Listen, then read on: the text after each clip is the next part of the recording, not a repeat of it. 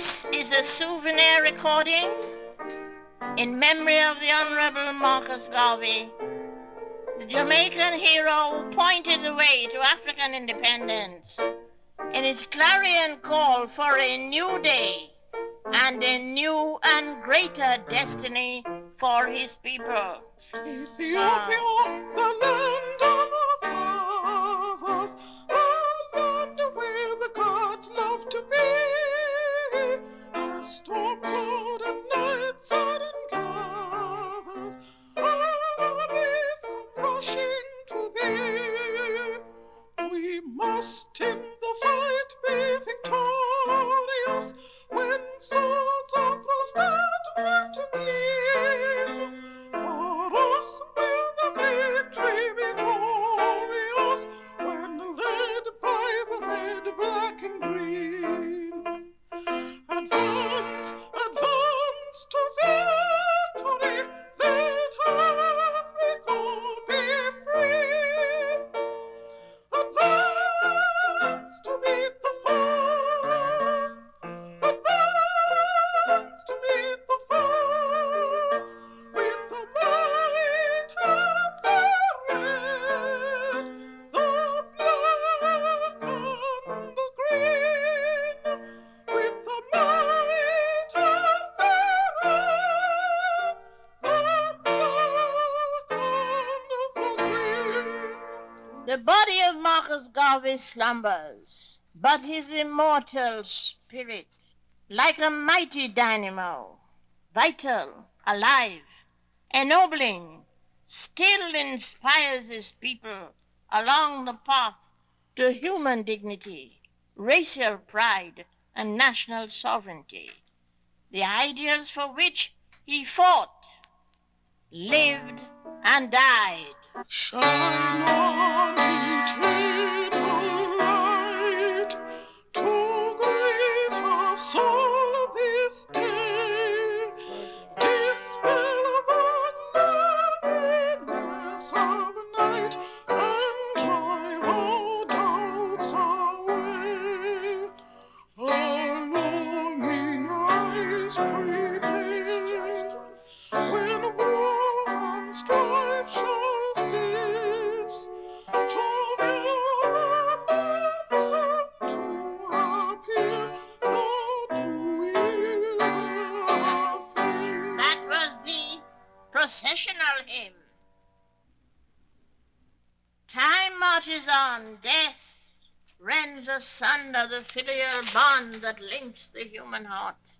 Life's drama folds and refolds, and the melody of the immortal greats and their accomplishments linger on. Listen to the spiritual self of the immortal Marcus Garvey in poetry, in song, and in music. The memory of a people is best portrayed.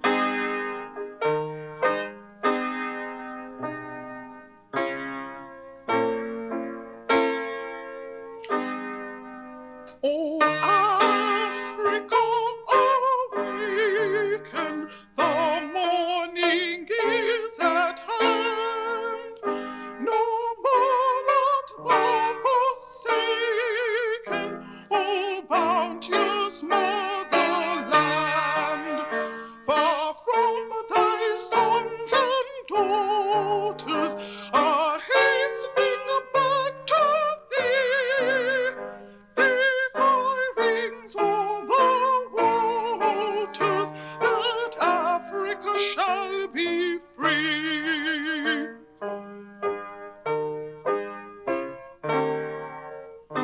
O land of tropic splendor, of bright blue skies above, to thee, O best we tender, O land of light and love. Someday we'll know thy story, we'll drink thy cup of mirth, revive thine ancient glory, and bring the gods to earth. Oh, Africa,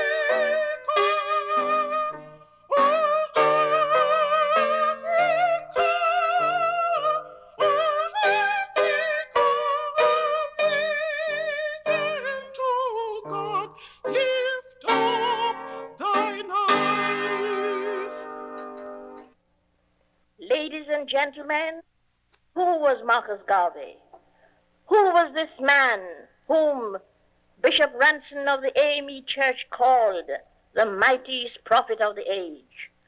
Who was this man of whom the erudite James Weldon Johnson once said, he had the daring and energy of the Napoleonic personality that draws masses of followers.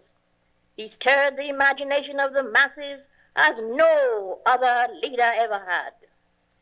In the course of time, this man, Garvey, brushed aside the Goliaths of the first independent nation in the Caribbean, and he became Jamaica's first national hero. Who was Marcus Garvey? Marcus Mosiah Garvey was a man earthbent for the eternal search of oneness with the universe. He was born at sunrise in the beautiful garden parish of St. Anne, Jamaica, West Indies, on the 17th day of August, 1887, near the falls of the roaring river, where he grew with nature and drank much of her inspiration.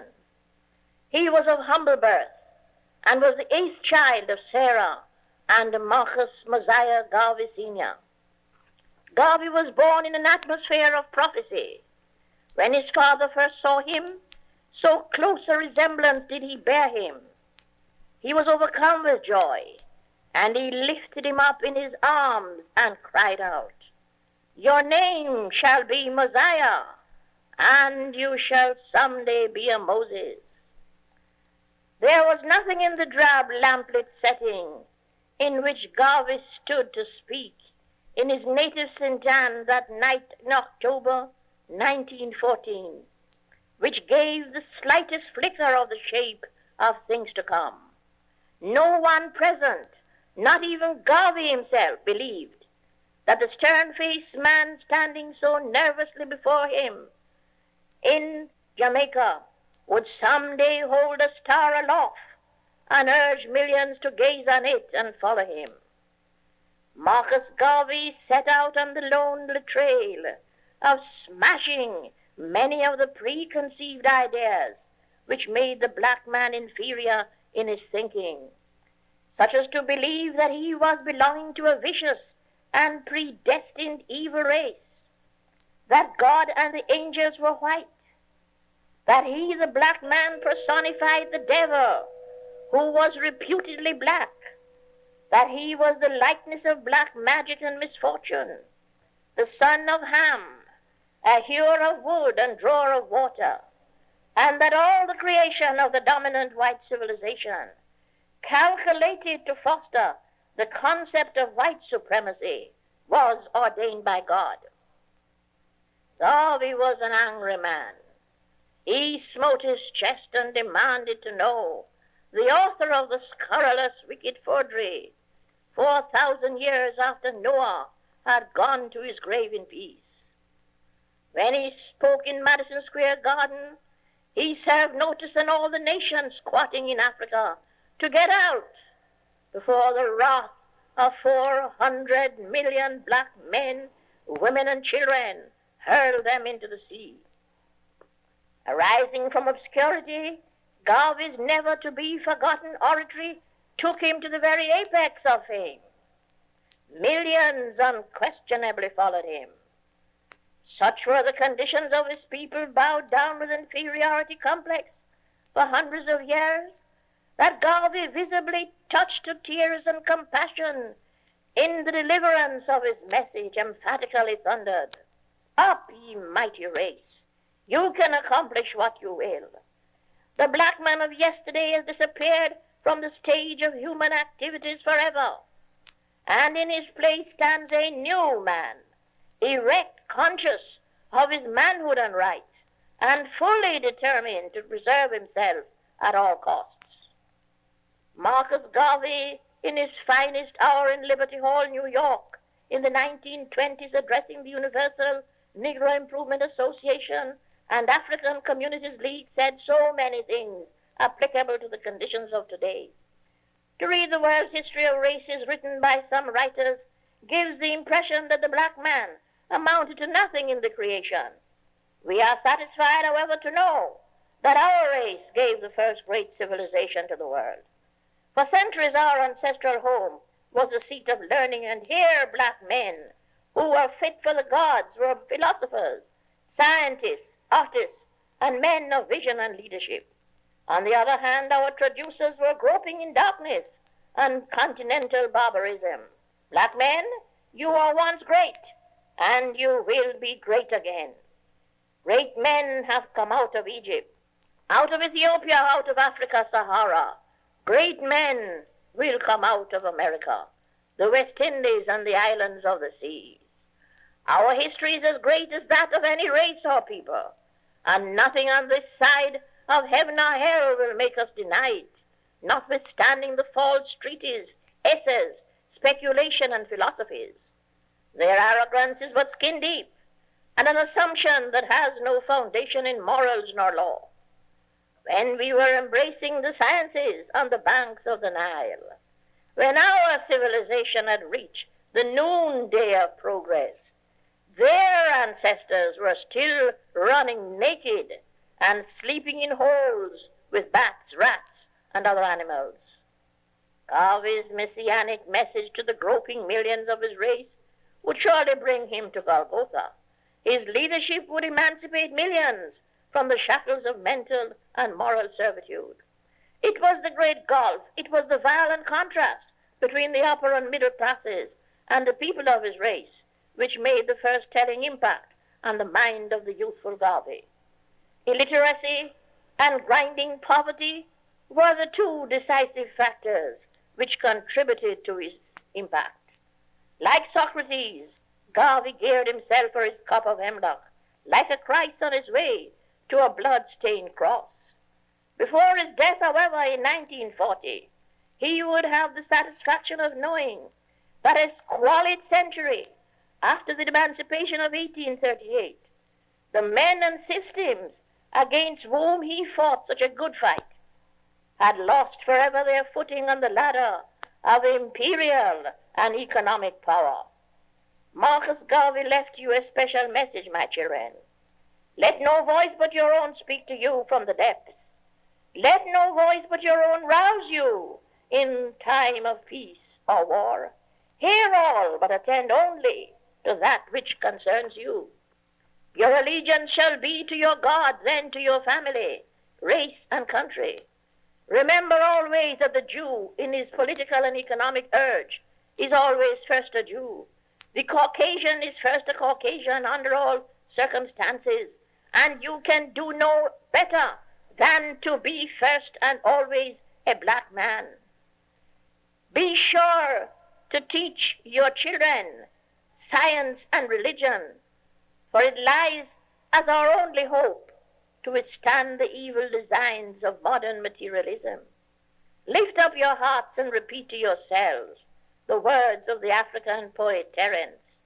I am a man, and I think that nothing that is common to humanity is foreign to me. Garvey endeared himself to his thousands of listeners when he dramatized and immortalized the heroes and heroines of Afro-American history. Through the power of his oratory, Garvey showed them that Sojourner Truth and Harriet Tubman were equally deserving of a niche in the Hall of Fame as Martha Washington and Betsy Ross. They were made to feel that the muse which inspired Phyllis Wheatley was no less fine than that of Elizabeth Barrett Browning. The black poet Paul Laurence Dunbar was made to take his place with the great poets of the world. It was seen that the African general Hannibal surpassed Napoleon in military genius, and Toussaint Louverture and Antonio Maceo were worthy of comparison with George Washington and Lord Kitchener. Marcus Garvey's spellbound audiences heard that Crispus Attucks was as great as Patrick Henry, and that the Ethiopian Queen of Sheba outshone Britain's Queen Victoria in the splendor of her court. Solomon, in his wisdom, towered above Gladstone. King Menelik was more than Abe Lincoln. Never before had the descendants of the slaves been so uplifted Marcus Garvey delivered that message, and all the world wondered. Africa for the Africans, those at home and those abroad. It was the same message delivered 4,000 years before by the Jewish patriot, "Let my people go." Ladies and gentlemen, at the end of his journey, we pause to assess his work and worth. We find that Marcus Garvey has left his people in America at the crossroads of history and destiny. The now 38 independent states in Africa are the first of the fruits of them that slept in the chronology of his prophecy. To quote his own words, "Hail, United States of Africa, hail." Also Trinidad and Tobago, Barbados, Guyana, and his own homeland, Jamaica, still on the wave of freedom. The associated states within the British Commonwealth of Nations, Grenada, Antigua and Barbuda, Montserrat, St. Kitts and Nevis, St. Vincent, St. Lucia, Dominica, Anguilla, and the British Virgin Islands, flying the flag of freedom and independence and echoing the voice of Marcus Garvey. Whatever his failings, Marcus Garvey brought fresh hope and courage to his people. Mankind has benefited because Marcus Garvey passed here. And who knows, but someday posterity will confirm him in the title of the Black Moses. Then millions of black men, women, and children will make the pilgrimage to his shrine in Jamaica, for they will have come to pray and kneel at the tomb of the father of African independence.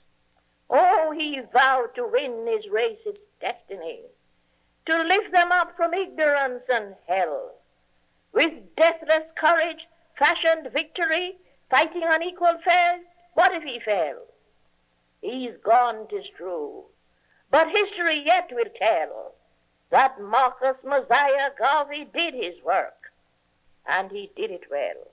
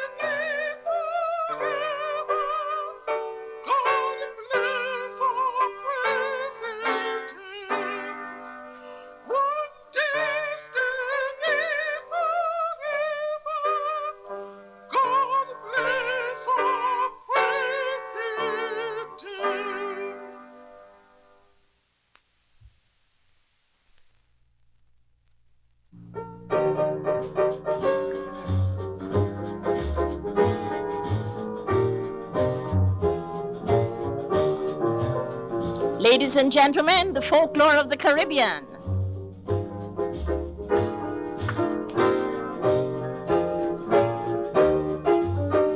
Me mama don't want no peas, no rice, no coconut oil. Mama don't want no peas, no rice, no coconut oil. Me mama don't want no peas, no rice, no coconut oil. Oil, oil. Salty drinks is candy, brandy all the time. Me mama, she don't drink gin. She said it makes her sin. Me mama, she don't drink gin. She said it makes her sin. Me mama, she don't drink gin. She said it makes her S-I-N. Salty drinks is candy, brandy all the time.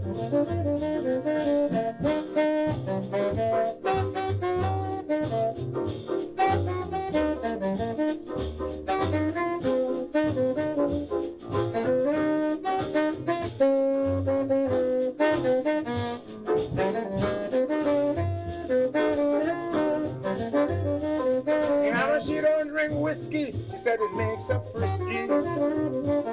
My mama, she don't drink whiskey. She said it makes her frisky. My mama, she don't drink whiskey. She said it makes her too damn frisky. So all she drinks is candy brandy all the time. My mama, she don't want no peach, no rice, no coconut oil. My mama don't want no peach, no rice, no coconut oil. My mama don't want no peach, no rice, no coconut oil. Oil. So all she drinks is candy brandy all the time. All she drinks is candy brandy all the time. All she drinks is candy brandy all the time.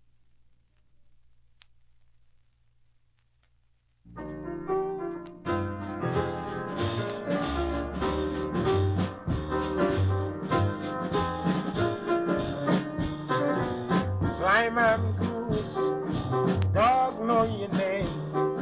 Sly Mongoose, you ought to be ashamed. A mongoose gone in the missus' kitchen. Pick up one of the big fat chicken, put it in a waistcoat pocket. Sly Mongoose.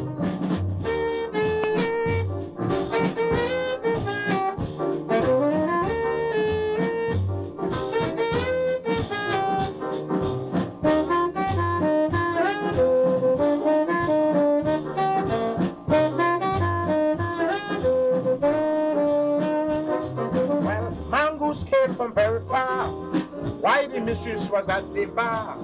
He came along in a haste and he put the chicken around his waist, singing Sly Mongoose, dog know your name.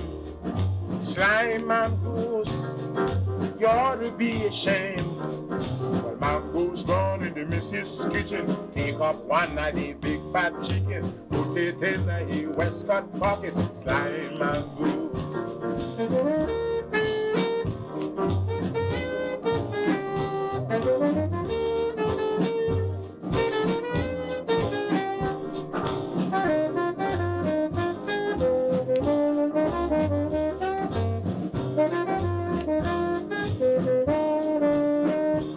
By the time the industry heard the alarm, Mongoose was already at detached farm. But I will tell you this to her regret, she didn't catch this thief in Mongoose as yet. Tell me, Sly Mongoose, dog know your name. Sly Mongoose, man, you ought to be ashamed. Well, Mongoose gone in the missus' kitchen, take up one of the big fat chicken, put it in a waistcoat pocket. Sly Mongoose, let me tell you, Sly Mongoose, dog know your name. Sly Mongoose, man, you ought to be ashamed. Well, Mongoose gone in the missus' kitchen, pick up one of the big fat chicken, put it in a waistcoat pocket. Sly Mongoose.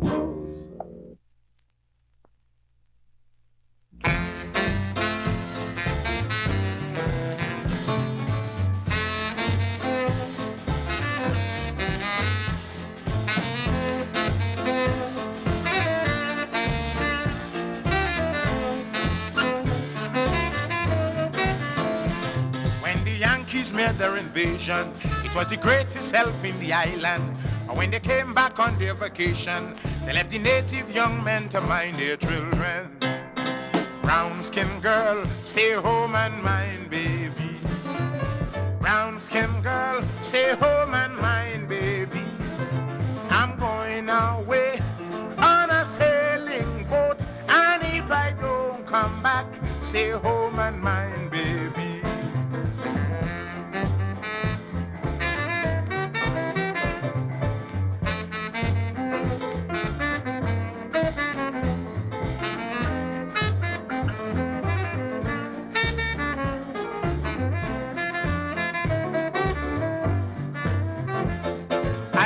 Child wasn't mine. I knew this from the first time, and believe me, this is the truth, because the baby born in a sailor suit. Brown skin girl, stay home and mind baby. Brown skin girl, stay home and mind baby. I'm going away on a sailing boat, and if I don't come back, stay home and mind, baby.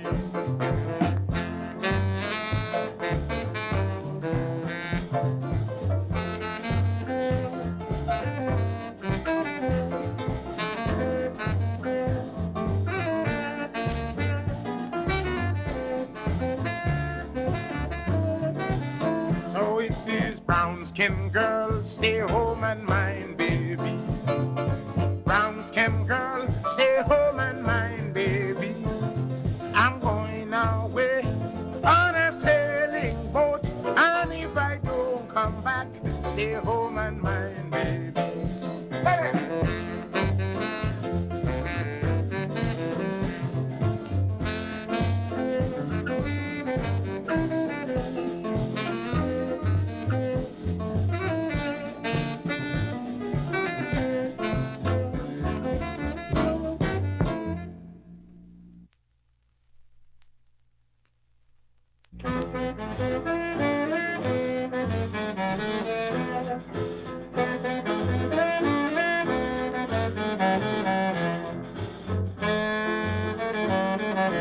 Ladies and gentlemen, songs of poverty.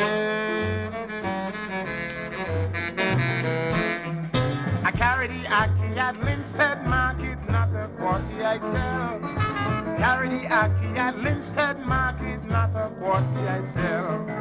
Lord, what a night, what a night, what a Saturday night.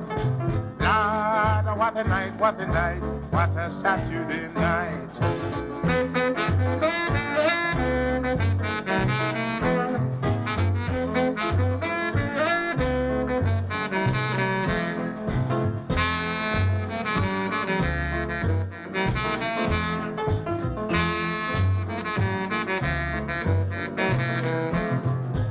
Everybody come feel up, squeeze up, not a quarter I sell. Everybody come feel up, squeeze up, not a quarter I sell.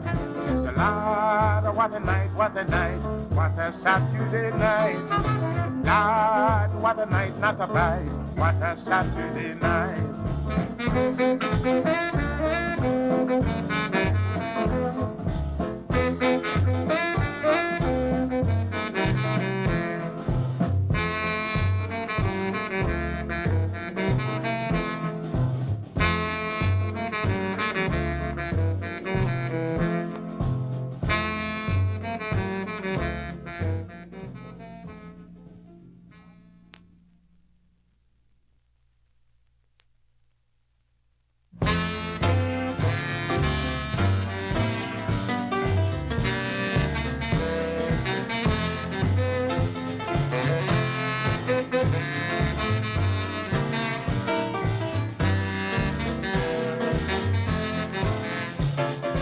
All day, all night, Maryanne, down by the seaside, sipping sand. Even little children love Maryanne. All day, all night, Maryanne.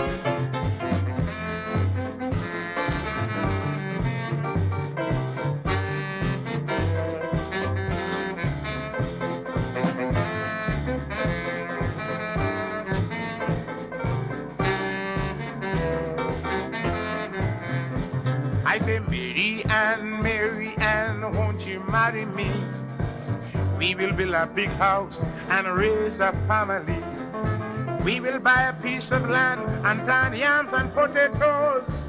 And how many kids we'll have, only the milkman knows. Singing all day, all night, Maryanne, down by the seaside, sipping sand.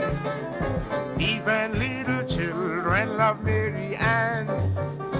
All day, all night, Maryanne.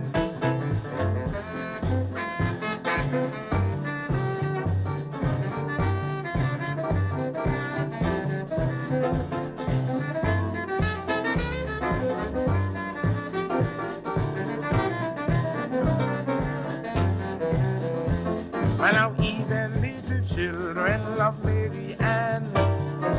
Even little children love Maryanne. But why all the boys had love Maryanne? I think maybe she did something else other than sifting sand. So let's sing the chorus all day, all night, Maryanne. Down by the seaside, sifting sand. Even little children love Maryanne. All day, all night, Maryanne.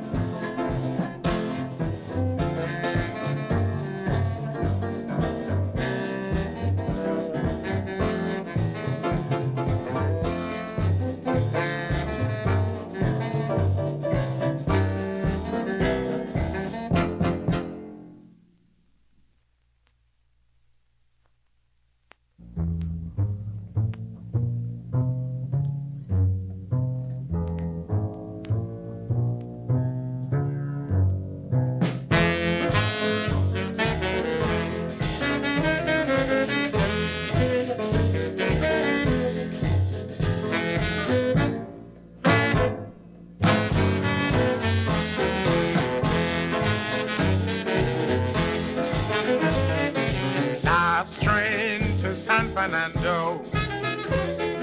Last train to San Fernando. And if you miss this one, you'll never get another one. So last train to San Fernando.